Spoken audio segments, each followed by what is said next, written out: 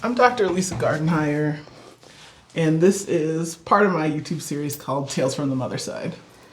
I'm lucky to have the person who made me a mother with me because I don't get to see him all the time now that he's in college. Who are you? Your son? Your child? You have a name?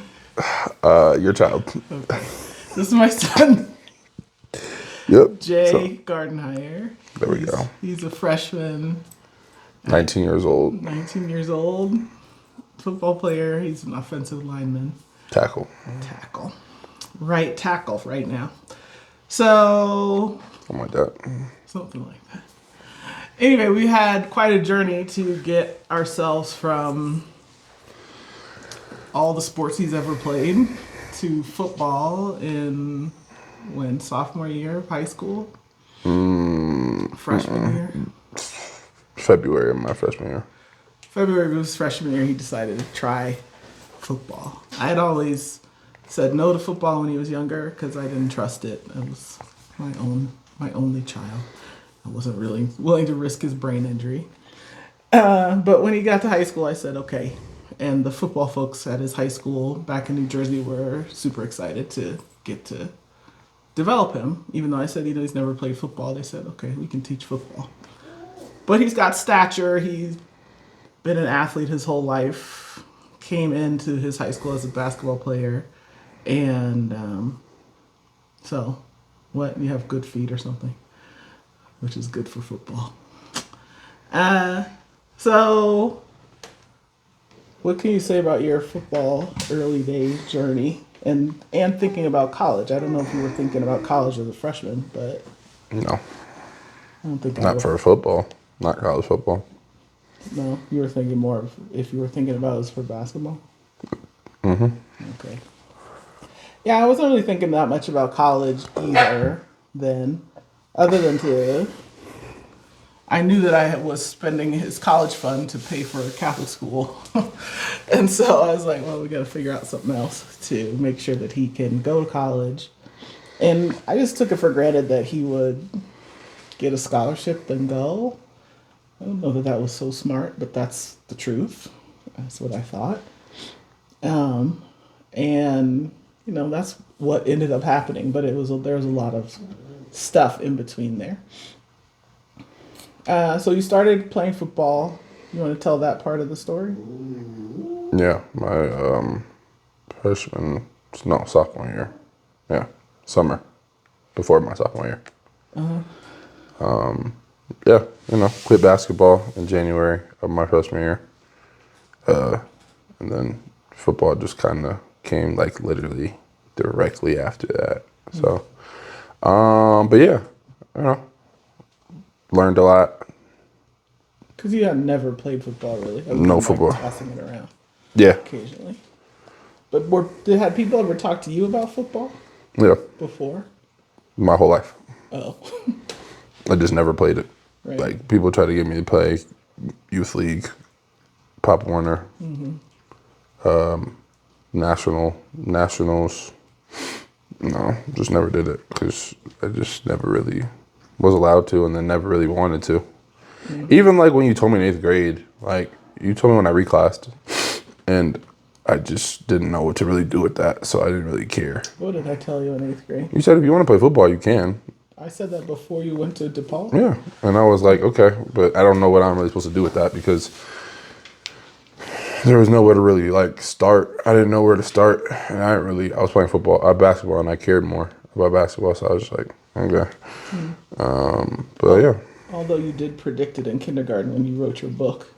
Yeah, I did write a book in kindergarten that said I want to play football. Football. Yeah, so I mean, I guess it was meant to be, but it just took a long minute to actually happen. Yeah. So anyway, we met the football coaches when we visited his high school in right before 9th grade, and they said, if you're interested. And he said, well, I'm playing basketball. I just will do this. And then after basketball season was over, he decided, he wanted to try football. And then you started working out with them, I think. Yeah, started having fun. Having fun. Lifting weights, having fun. So, And starting to learn football. And they actually had him on the defensive side, I think, initially. Yeah, I played defense. Even though everyone was saying you're probably going to be a left or right tackle, which is an offensive. It was just that defense was easier to teach. Right. And they thought that they wanted it to kind of be seamless, like have the least amount of road bumps. And like offense, they just thought I would get more frustrated and it wouldn't come as quick and easy as defense does. So they just thought they'd start me out on defense, and then after my sophomore year, have a transition. Okay. Is that what happened? Yeah. Oh no, actually, that's not what happened. What happened? I played defensive line from July until the end of September. Of your sophomore year of high school? Yeah, and then we had a pretty bad offensive line game, and then I got switched they switched me the next day, and I started to learn offense after that. So like from September to now, it's been all offense. I haven't played defense Right. since. You prefer offense as far as you can tell? Yeah, I mean, I've played it more, so I like it more. But defense is also fun. That's cool.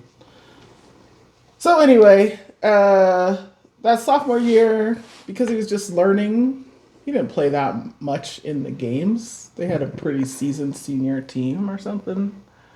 So he mainly went in on end zone stuff and whatever. Field goal and when we're up a lot, yeah. Yeah. So he got some exposure.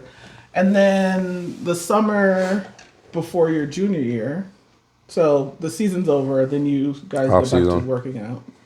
Yeah. And? I got hurt. Oh. What are you talking about? Yeah, so you worked really hard. Yeah. So after my sophomore season was over, we had exit meetings, and my coaches just said that this could be like a really big thing for you. Like this could be a really big year if you do what you're supposed to do in the off season and the summer. And I took that pretty seriously.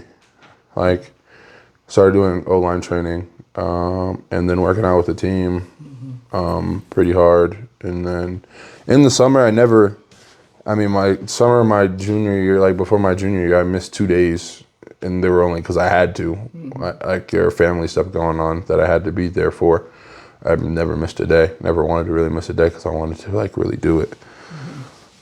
And then I got hurt in August, right before the season, like 2 weeks before the season, in practice. Yeah. So I tore my MCL, my meniscus. You had an MCL strain and tear. And I forget. Meniscus. Yeah, I forget which one is which sometimes. So I just say the 2 ligaments, and I say I tore one and sprained one. So I did. It was pretty devastating. Yeah, so I missed the first half of my season, and then You were doing rehab. I was doing PT, and then I came back early. I got knee braces. Can you talk about that? You came back early? I did come back early. I know, but were you supposed to? No. I wasn't supposed to come back early, and I came back early because I wanted to play football. Yeah. So Also, there was a lot of pressure on you to come back as well. But yeah, That's just what happens. If they have somebody who they really want or need, then a bunch of pressure is applied. And I wouldn't say it was so much the coaches, well, maybe some of the coaches, but it was like the kids and the parents and a lot of like. There was a lot of noise, a lot of noise, and I never really had to deal with that. And football is obviously like a bigger sport than all the other sports, so like there's a lot more people involved with it. So there was a lot more noise involved with it, and I didn't really know how to like handle it. That's tough. It was pretty tough. And so he came back from his physical therapy rehab early. Yeah. And told me that he was done as well. Yeah. So his knee didn't heal back fully. But then he came back early, and it seemed like a waste of time anyway, from what ended up happening. PT?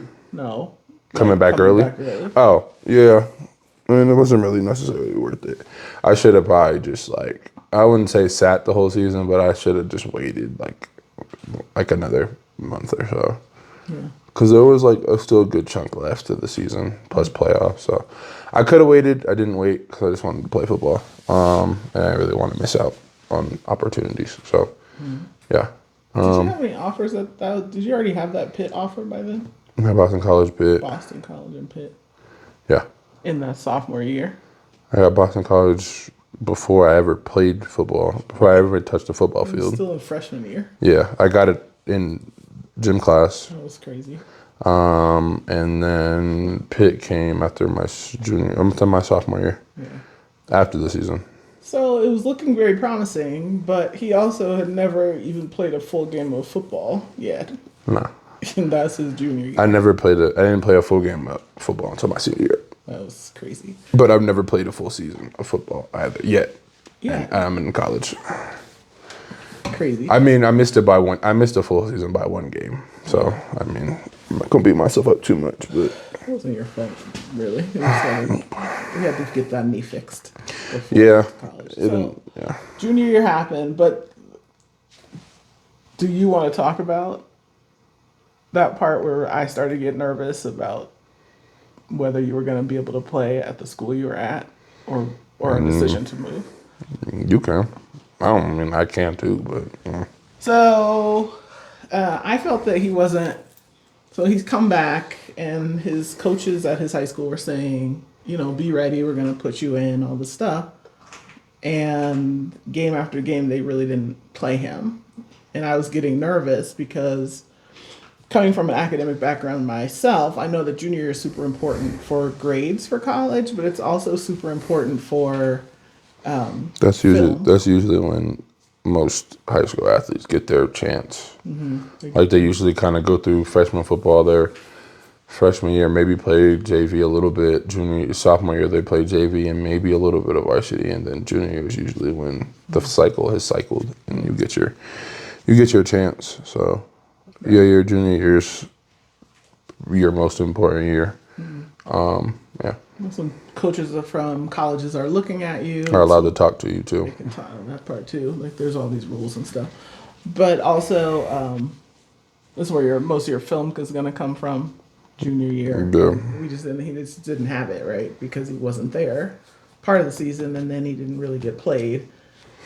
And as much as I like and respect and am so grateful to those folks, like I was feeling nervous for him and his opportunities to really get the most offers, because the way people had been talking to us, him in particular, but to me too, about he's going to have all these offers, it's going to be crazy, blah, blah, blah, this stuff.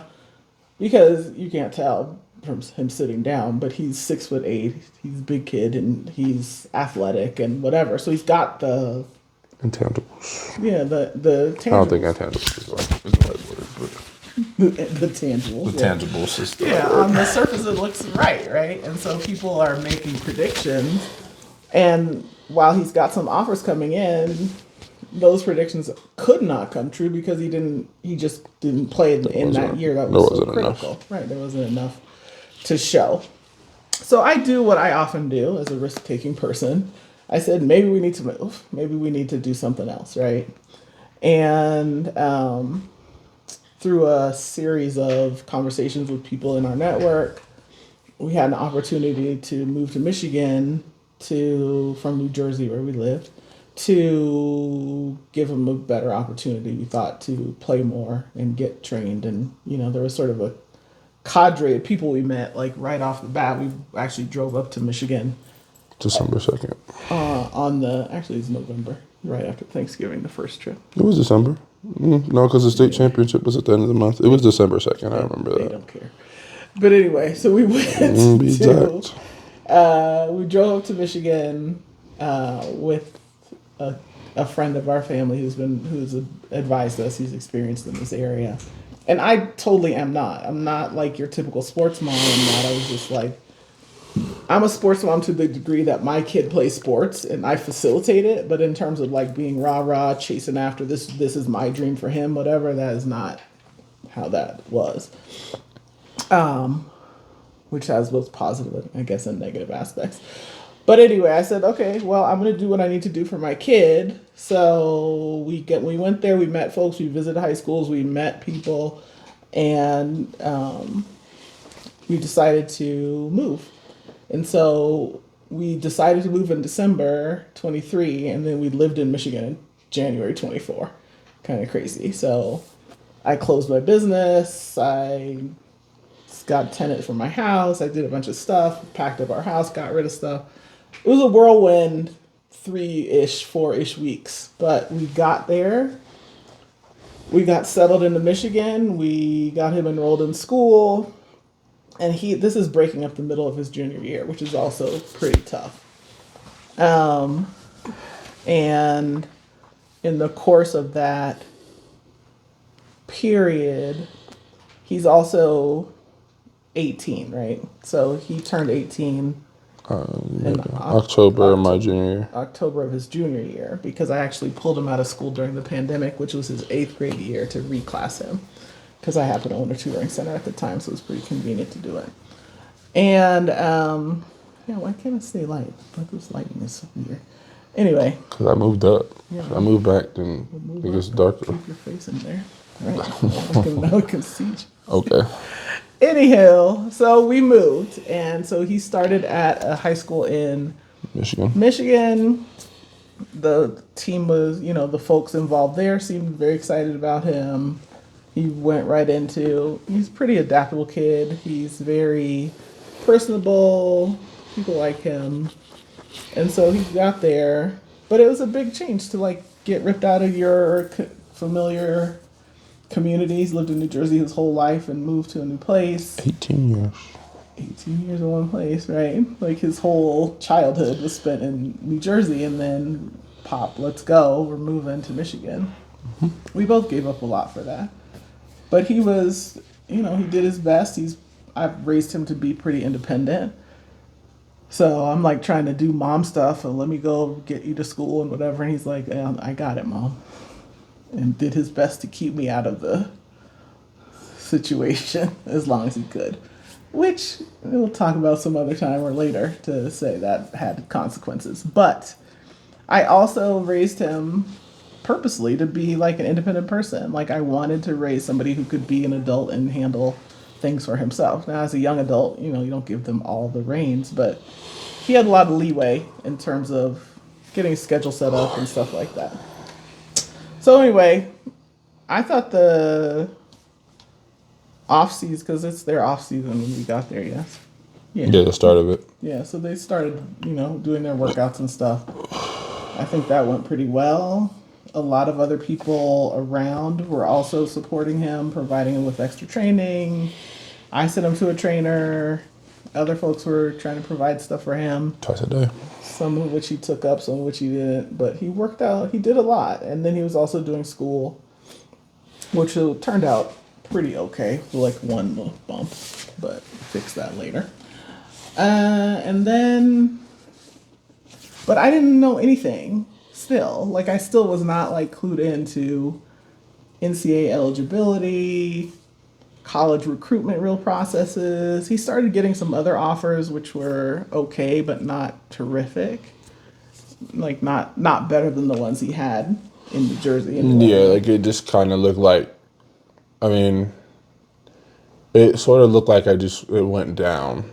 Like me as like a like the prospect, like the quality of offers, which then kind of sometimes for some people means like the quality of their play has went down or something. It just means it can mean different things for different people.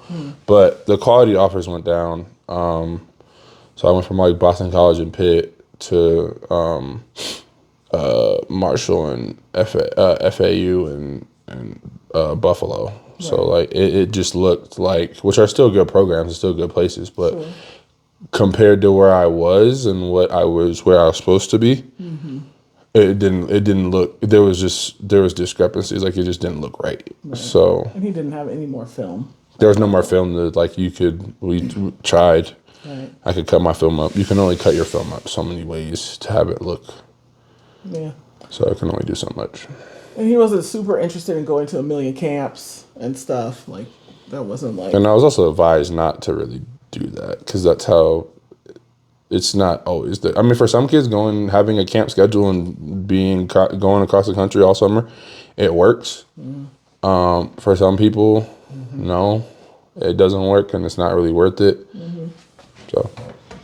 So anyway, he went on like a bus tour that Spring break this time last year. and visited a bunch of colleges around the Midwest where we were. He was still in communication with his old teammates and stuff, which was cool from his old school. But he was pretty integrated into the new school. Yeah. And then now we're at summer. Yeah. Oh yeah. So then he went to a camp. I went to a camp. That's why I say camps are not great, because I mean, I didn't do that, but a lot of kids that go to like 10, not even 10, really like 5 or more, you're going to camps. Like you're doing a couple camps a week. Like your body doesn't really get any time to recover, and you get hurt, which is what happened to me. And it wasn't a new injury. It was just a re-injury. We ran into the same leg that we ran into the first time. Yeah. And he like popped, and I'm like watching it happen, and then I see him moving different. I'm like cursing. Anyway, that was not cool. It was not great at all. And I was like, is this it? Is this the end of it? I don't know. So luckily we had amazing insurance in Michigan, and found a surgeon and had conversation. You know, they assessed the injury, and it looked like a tear and maybe a meniscus thing, right? Yeah, it looked like a couple different things. Yeah. And so, but he was determined. I said, well, let's get the surgery now. And we argued a lot about it. And he said, no. Yeah, I didn't want to, just because I thought that would have put a pin in where I would have gone. And I mean, if I did, I wouldn't have got what I got. Like I wouldn't be in Colorado right now. Yeah. So I mean, I'm glad I made that call, and it like played out in a good way. I took a risk in playing, and I just rehabbed it over the summer as best as I could. And then there was a couple times, like when we had our inter squad scrimmage, like I did it again. I kept just re-popping it. Like it just got to the point where it was just deteriorating, and it wasn't gonna get better. Right. So it was just, and then eventually it was just gonna be really bad, to the point where I had to fix it. So. And this is just like mom foresight, which he just ignored. I'm like, wear your braces, do the stuff. Like the day he got it first re-injured, I said, wear your braces. He's like, man, whatever. And he didn't. Was that a camp? Yeah, camp. I told you to wear your braces before the camp. And you're like, no, I have to get used to them. It's not worth it, blah, blah, blah. So anyway, that's just part of this whole journey. Like these young adults making decisions for themselves that are counter to maybe your best advice as a mom or a parent or whatever. And that's just kind of sometimes how that shit goes. Excuse me for cursing. It's just anyway. So I was mad on lots of different levels, but I was also like, I gotta get this kid back, and he's making the best decision. And the surgeon didn't think it was terrible for him to play. He said, as long as you wear your braces, brace it up and tape it up and do whatever you have to do to keep it because what they were saying was basically it was a repair or replace situation in the summer. Yeah, for my MCL, and they were just like, the more you play on it, the more wear and tear you get, the more it's gonna lean towards replace. So I just took that as I took it, and I was like, all right, well, we'll just work. We'll work through it, which we did. His high school athletic trainer was very good about making sure he was taped and secured and stuff. Yeah, like during the season, all the extra stuff that I needed to do wasn't optional. And I made sure it wasn't optional, but she definitely made sure I was in the ice tub and I was wrapped and taped and all that. So I did what I needed to do for that. We always have these weird bags of melted water from the ice bags that he's bringing home from school. Bags of ice on my knees after practice. Yeah. Sitting in the garage or wherever he left them. Yeah. So then he played his senior season. His first full football game was the first game of his senior season. Played really well. Which is crazy. But yeah, he played well. He was well received. Had you met Pat by then? Yeah, we met Pat. I met Pat way before that. I met Pat. I met Coach Shermer in, I want to say May. No. Yeah, April or May. Spring, right? Spring, yeah. It was April or May. And it was kind of by surprise. Like, he didn't really come to the school knowing about me. He came for somebody else. And my coach happened to walk him around school, and I was in class at the time. And, I met him and built a relationship with him. Yeah. And then got to go up at the beginning of June after school was over. I paid for a trip just to go to Colorado. Yeah, we visited up here in June. It's funny when you told me about it. So you came home from school, and so I met Pat Shermer from Colorado, University of Colorado, and he said, "I look forward to," or he texted you something like, "I look forward to recruiting you." Yeah. And I'm kind of spiritual and like do energy work and stuff, and I was like using like my mind to just say, you say you're recruiting my kid, you're gonna recruit my kid, I'm gonna stitch us together, and so that actually follows through. So that wasn't like an offer, that was just like, I like what I see. He hadn't seen your film or anything. Not until after that. Not until after that. And so anyway, we went to Colorado. I think I had a great visit. Jay, I think, I talk a lot. Like, I'm very comfortable talking to adults and sharing my perspective and what I expect from a college for him and all that stuff. And we had really good conversation. And Pat took us out to dinner with his wife later. So we spent the whole day at the facility. And we went to dinner, and that was great. And then at dinner, we were talking about when we were coming back to Michigan, and we weren't leaving until late in the day. So Jay actually went back by himself. The next morning, yeah. Right. And then what happened? That was a good day too. Yeah. So I went back to practice. I went to practice because they had practice the next day. And I got to sit down with Coach Pat and Coach Phil and Coach Gunner. All the O-line folks. Yeah, Coach Pat. Yeah, it was We met Coach Prime. Coach Prime And Warren Sapp. And Warren Sapp and other folks during the day that I was there. All very friendly and nice, and it was lovely. I was very impressed with the program and the people and the whole thing. It was terrific. And I said, if this is a place my kid can go, this is where I'd love him to be.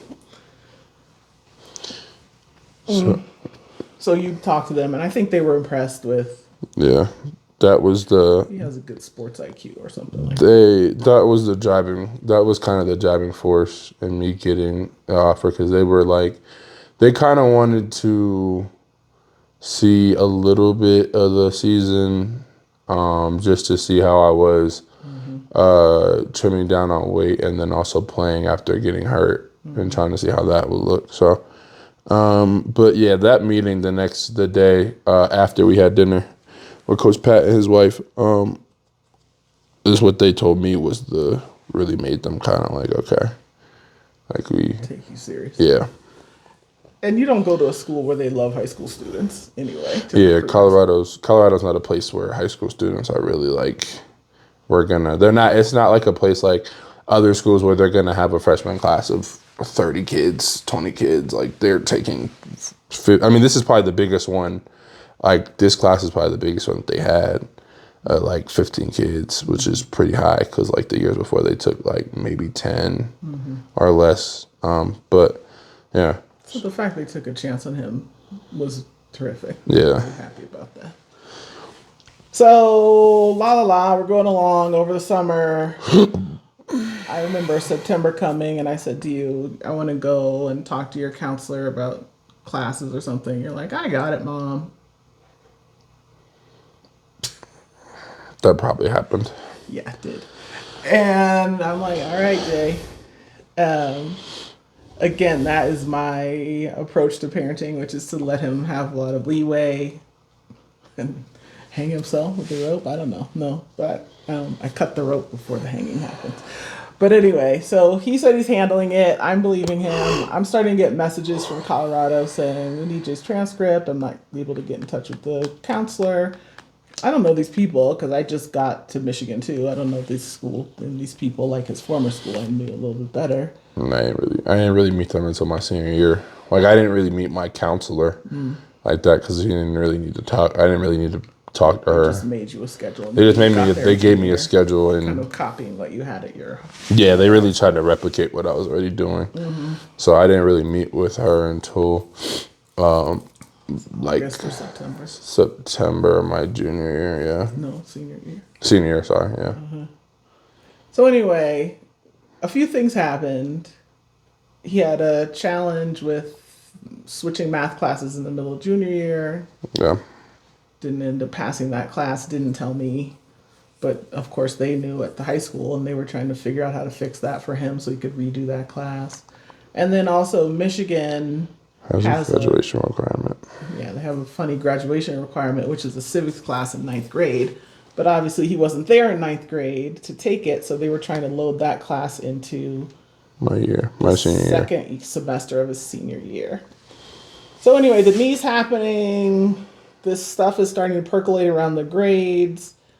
I decide, because his knee's not getting better, and he'd played 8 games or something. Got hurt in the 8th. Got hurt in the 8th again. And I said, "You can't do anymore. You have to get this surgery." And we were trying to figure out what's the timing of this, and how do we tell Colorado? Is he gonna lose his scholarship? Because they had made the offer by then. They had to have. Yeah, I committed by then. Yeah, we'd gotten an offer, and we committed. He had committed. This is October-ish. End of October. End of October. Because I got hurt. The last game was like right after. It was a week after my birthday. Right.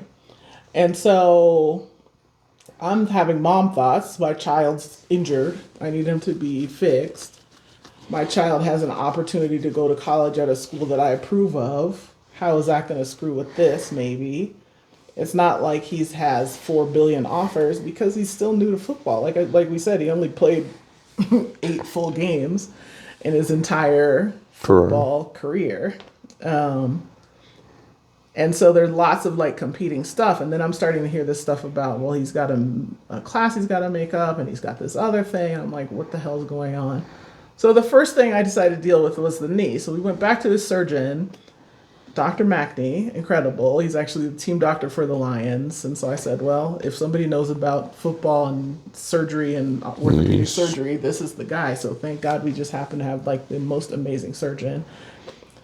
They started doing tests, I don't know, MRIs, x-rays, all that jazz. Yeah.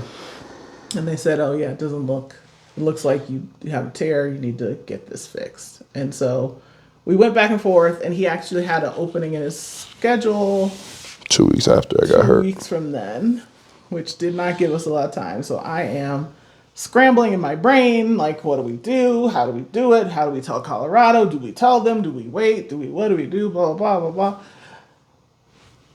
And also competing with that, just to be honest, as a mother of a young adult, I was also starting to think about my own life. Like, he's getting ready to go to college, do this stuff. What do I want to do with myself?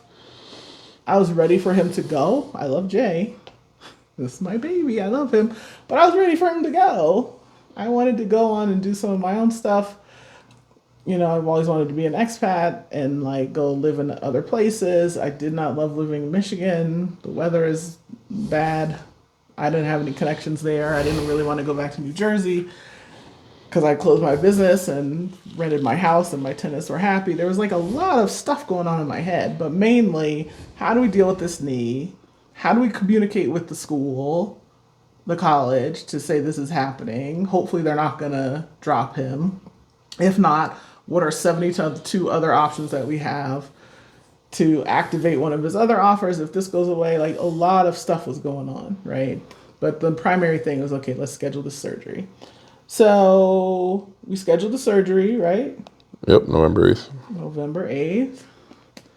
We had a conversation with Colorado probably November 1st ish, right? The week before. I said we have to talk to them. And we got on a Zoom with Pat and Gunner, and Phil was still there then. Yep. I told them what was happening. They kind of shrugged their shoulders and like, okay, cool. You do the surgery there. You do the immediate Care. recovery stuff, and then let's get him here in December so that we can do his rehab. And then we also had going on, Jay has a social group, I'll just say that, and he wants to do senior year stuff. So he doesn't really want to go early. He doesn't No, want it's not like I didn't want to go. You did not want to No, go. I didn't want to go. I wanted to be there. I still want to be there now, but I'm here working, having fun, so it's fine. But yeah, no, I didn't want to go. I had the anticipation that I had the option to choose, like everybody else, to have a December, January, or a May when high school's over. And I didn't have that decision to make. Like, I didn't have a choice. Like, I had to come in December, January. All the high school students, basically. Yeah, all the high school kids did. It wasn't just me, but I had to come early. So that I was, had conflict about that too. yeah. And I probably bullied him some. But it wasn't just me. It was like, it's either this or nothing, kind of. Because they're not going to wait for June for you to come. I can't do proper rehab that they can do at home. We don't have those resources that this school has to like actually fully rehab your knee. Like there's just a lot, but the bottom line is they said we want him in December, January at the latest before the spring semester. So that was the bottom line. That had to happen. But I found out also that week, I don't know what the stars were doing that week.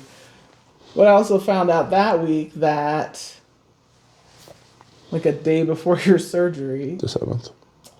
that a day, November 7th, a day will live in infamy in our family forever, that he wasn't going to graduate on time. That he didn't have enough credits, his GPA was just under, and that there was nothing that his high school could do to graduate him. So we're in the middle of his first semester of his senior year, a month-ish away from when he needs to be in Colorado, and I'm just learning about NCAA eligibility, eligibilitycenter.com, all that stuff.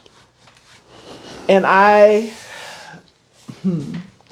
on the 7th was probably a low point, let's just call that. The lowest. The lowest point.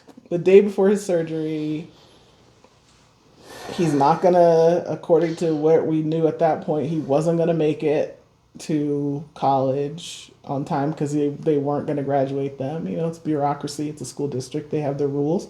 The state has its rules. They couldn't bend them for him. Like I was talking to him, can you waive this civics requirement from 9th grade? He wasn't here in 9th grade. They couldn't do it.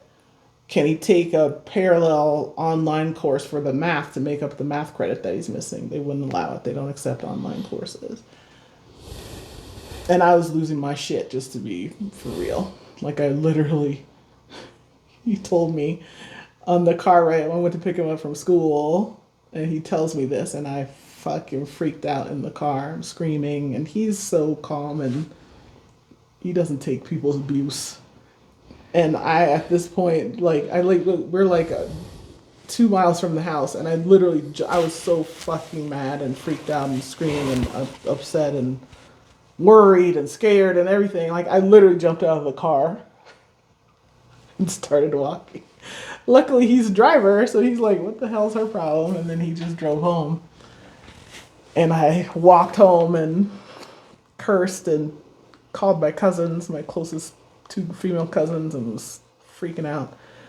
And I got home and I was still freaking out and didn't know what to do. It was like my emotions were everywhere at once. I'm scared for him. I'm pissed off.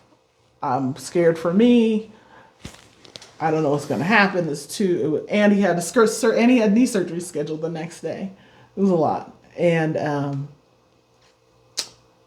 when I finally calmed myself down some, I went up to talk to him, and we just had a real adult conversation about like what are these options that we have now? Like, what are we gonna do, or what are you gonna do? That's what I said to him a lot, because I was like, I've given up everything. I've done everything I can for this. I can't. What else am I supposed to do for this? I think it was scary for you. Reality. It's the reality, right? It was scary for me, and I was like losing my shit. And I'm like, why should you even get this surgery? You can't even go to play college football. What is even the point? What are we doing this for? And blah, blah, blah. And I did not know what I was going to do. Freaked out. That was definitely a low point. I guess I went to sleep. The next day, woke up. No. We still had to have a conversation with the surgeon about whether you needed the surgery or not. What day did that happen? The same day? No, that was the next day. I guess the surgery was 2 days ago. No, it was the next day. Because I got surgery on a Friday and that was Thursday. So I don't know. We also had to have a conversation with the surgeon who was like, "Oh, I looked at the films. He doesn't look like he needs the surgery." I was like, "What the hell?" Because I looked at the reports and I saw what it said about, there looks like there's a tear and a thing or whatever. I don't know. He had like multiple MRIs. It was literally an insane few weeks. Like from the time we decided to do the surgery to like take him to get MRIs and all these tests, and then they couldn't see everything. They needed to get more tests, and we're getting MRIs at like 10 p.m. at night, and it was a little crazy of a period. And then we had a conversation. I had a lot of back and forth with the surgeon. So I'm like, well, if he doesn't need the surgery, let's not get it. And Jay's like, my knee still feels bad. Yeah, I just learned with my body, like, which is like the main, like, is something that I can control 100%. Mm-hmm. I feel like nobody can tell me when what's not hurt or what doesn't need to fix, and when it doesn't need to be fixed, and what's stable and what's not stable in my body. Mm-hmm. I can tell you that because I can feel it. Mm-hmm. So the surgeon calling her and telling her, oh, he doesn't really need surgery. I was like, no, yeah, you might see that, but I'm telling you, it's not stable. And I've done rehab in the summer, and I started doing it a little bit before, and there was nothing that was happening, and it still felt unstable. Mm-hmm. So I was like, you can't tell me that I don't need it when I'm telling you I do need it. So then they gave in. So I actually like read all the reports. So he had like 2 different MRI reports, and I'm reading it because I have a brain in my head, and I can see that it says that there's still this damage, this tear, whatever. And then I'd say to the surgeon, well, can you walk me through what you're looking at? And then he reads it again. And he's like, oh, actually, probably should get the surgery. I'm like, what is that? Anyway. So we scheduled the surgery, went to the surgery.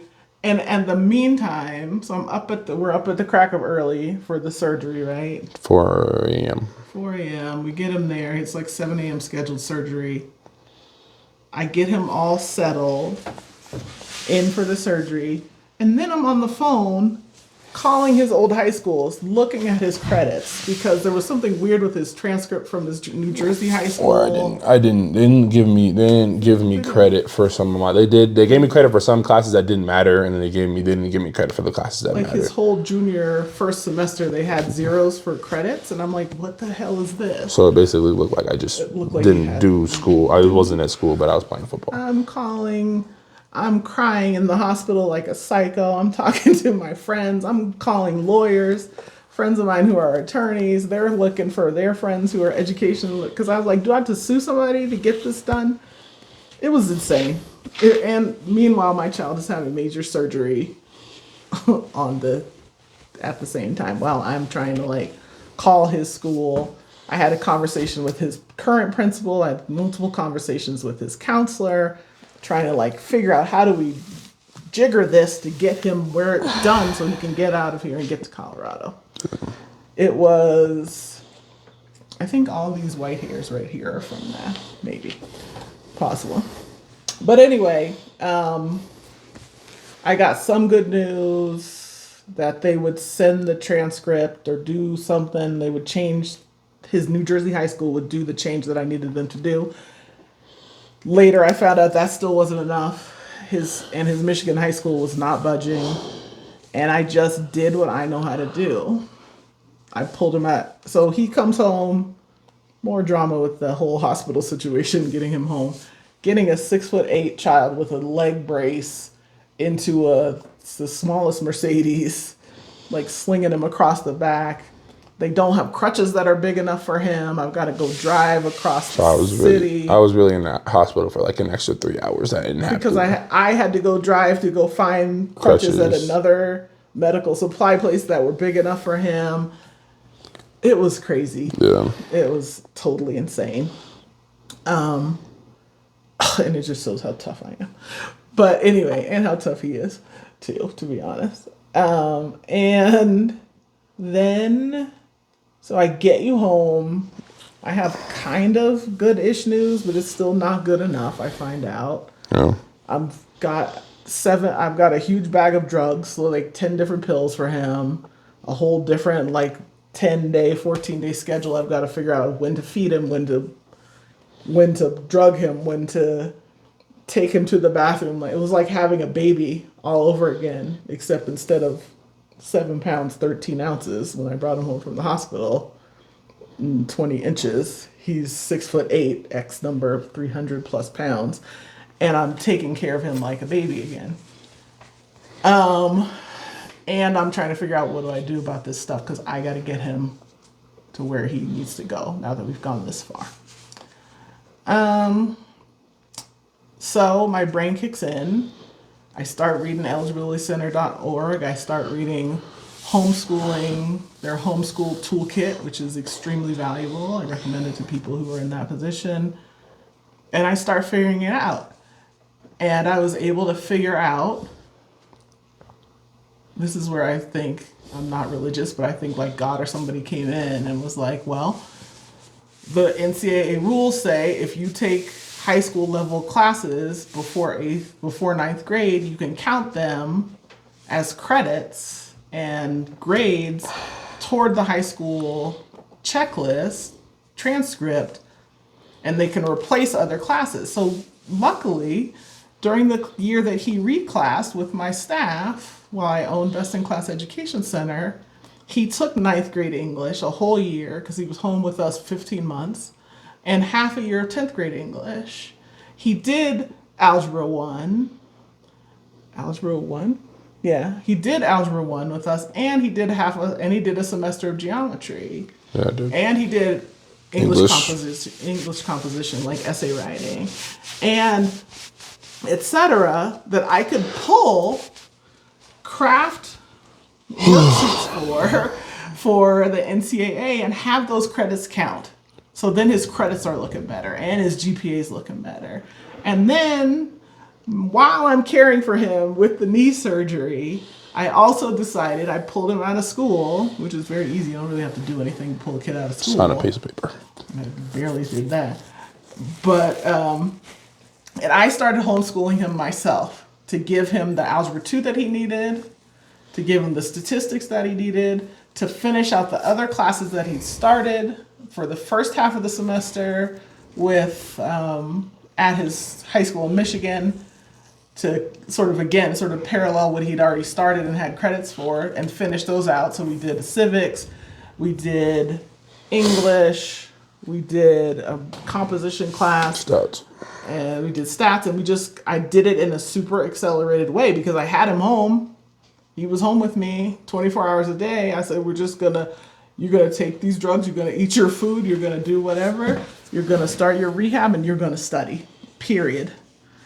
And I was able to work with the Eligibility Center to graduate Jay on December 8th, 2024. A month after I got surgery. From my homeschool with enough credits to be NCAA eligible, enough credits to just graduate from regular high school, and the GPA he needed to be done. So, phew, Superwoman, give an S on my chest. But we got it done. He did the work he needed to do, and Jay, get back in the frame. And I did too. Anyway, that's a lot of the story.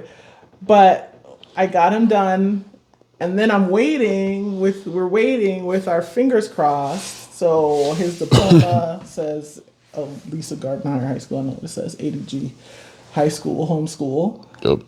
And I submitted all that stuff, and then I'm still waiting. Like, he also has an application. Sorry. Yeah, it's okay. He also has an application. Like, Colorado still has an admissions process. They still have to accept him and enroll him. Yeah. So we've done that part. I'm waiting for that.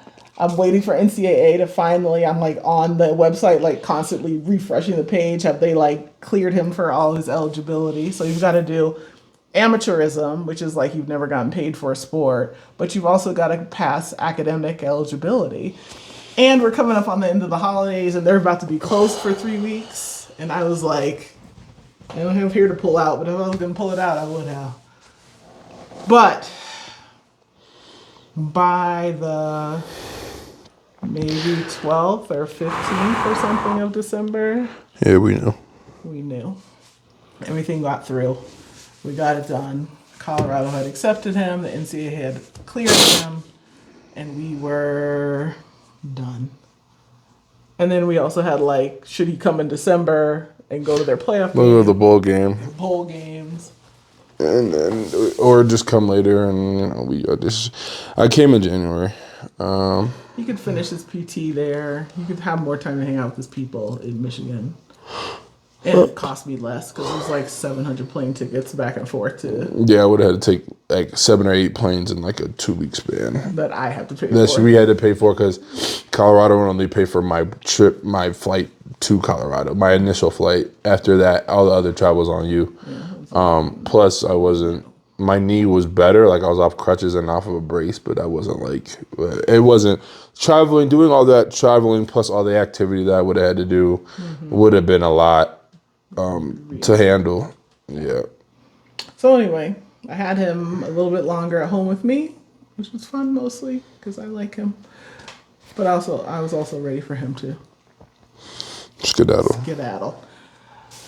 So anyway, we went through holidays, came out the other side, and flew to Colorado January 9th. And over that weekend... Damn, it's been 3 months. Yeah, 3 months. Got him into his dorm. We'll tell that story some other time. Got him situated. Man. But that first day we got there was so fun because they're like fitting him for all his stuff and showing all the high tech stuff they do. I was tired. Yeah, it was fun for me. I wasn't doing it. I was done up. I couldn't do it anymore. Yeah, but he got him squared away, and then I got on the plane and split. I was like, and went back to my house and our dog, and proceeded to do the rest of what I'll do, which I'll tell in some other story, to get me to where I am today too. So he's here. We're actually in Colorado right now, and he is 3 months into 2 months. February, March, 2 months into school. 2 months into college. Half of the semester's halfway over. Yeah, so doing college, doing what he needs to do. Also still facing challenges. Also like a media star, like a random video clip that he was in went viral. Like a lot of funny stuff like just has already happened. Yep. But we're psyched. And out of that whole experience, Next Play Mom was born, to be honest. Like it sort of drew on everything that I knew and that I care about, which is like academics, and then I became an NCAA eligibility expert and transition to adulthood stuff and education stuff and life coaching stuff and all the stuff that I am sort of came together into this new offer for other sports moms to get what they need out of their lives and to not get lost in the shuffle as they go through this very daunting process. Cool. Anyway, that's that. I don't have anything else to say. Do you have anything else? I'm good. Peace. Like, subscribe, share, all that jazz.